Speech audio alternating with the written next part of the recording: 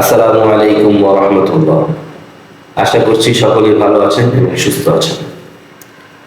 গত 2 ক্লাসের পর আজকে আমরা আরেকটি ক্লাস নিয়ে হাজির হলাম।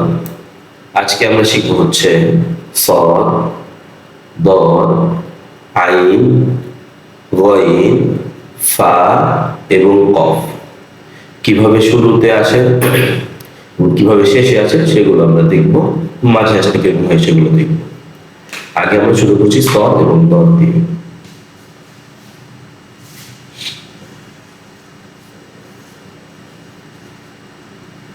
বাক্যের শুরুতে সদ আসে এইভাবে,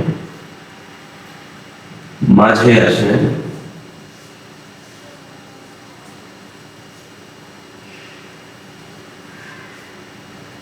আর শেষে যেভাবে আসে সেটা আপনারা সবাই জানেন।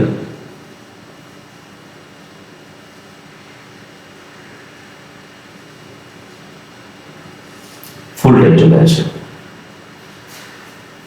আর সদ যেভাবে আসে দরটাও তো সেম, একই জিনিস হবে, কারণ দুইটা একই রকম।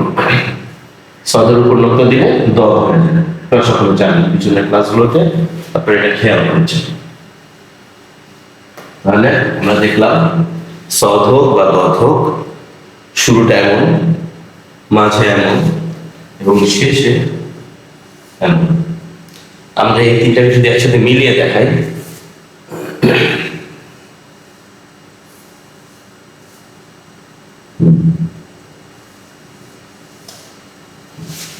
তিনটা একই রকম।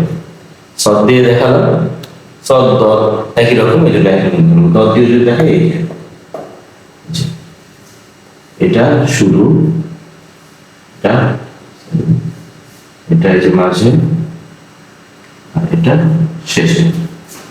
সদ এবং দদ দিয়ে আপনারা দেখলেন। এখন আমরা দেখাবো হচ্ছে আইন এবং গইন।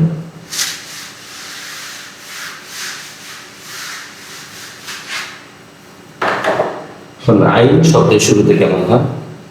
আইন শব্দের শুরুতে, বাক্যের শুরুতে এভাবে আসে, মাঝখানে আসে এভাবে, শেষটা এরকম বলা যায়, এরকম ভাবে আসে।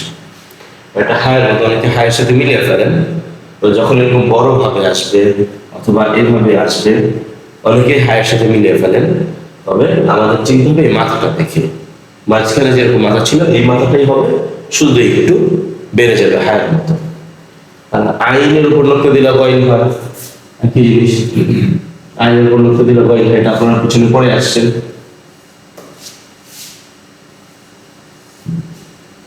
সেম জিনিস।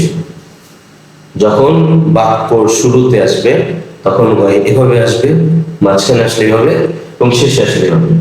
এই রূপ আর এই রূপ কিন্তু অনেকটা একই, শুধুমাত্র শেষের জন্য এটা এভাবে টান হয়েছে হায়ের মতো। এখন দুইটার একসাথে যুক্ত করে দেখাই। এই যে আইন প্রথমে আসলো, মাঝখানে আসলো এবং শেষে আসলো। আইন এটা ছিল প্রথমেরটা, মাঝখানেরটা এটা এবং শেষেরটা এটা। আশা করছি দেখে বুঝতে পেরেছেন এভাবে এসেছে।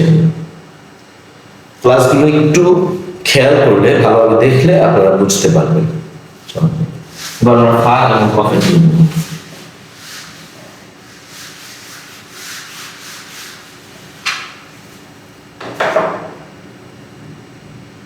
ফা শুরুতে আসে এভাবে, মাঝখানে আসে এভাবে এবং শেষে পূর্ণ যে আমরা ফাটা পড়েছিলাম সেটাই আসে, এই যে ফা। এখন আপনারা সকলেই জানেন, গোল মাথা হয়ে উপরে এক নোক্তা হলে এটা ফা, এবং গোল মাথা হয়ে উপরে দুইটা নোক্তা হলে এটা কফ। সকলেই জানেন, গোল মাথার উপরে দুইটা নোক্তা হলে কফ। সেম,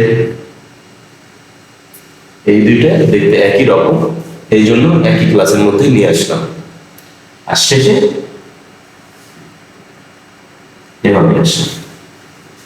আপনারা যে ফা এবং কফকে চিনেন, হরফের ক্লাসগুলোর মধ্যে যেভাবে পরিচয় করিয়ে দেওয়া হচ্ছিল সেটা হচ্ছে এটা, আর এটা হচ্ছে শেষের রূপ।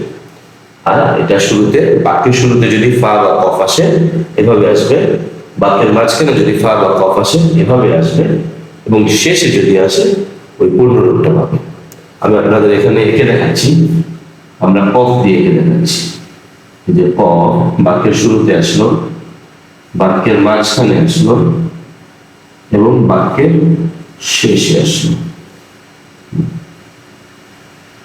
এই যে শুরুটা এটা, মাঝখানেরটা এটা, শেষেরটা এটা।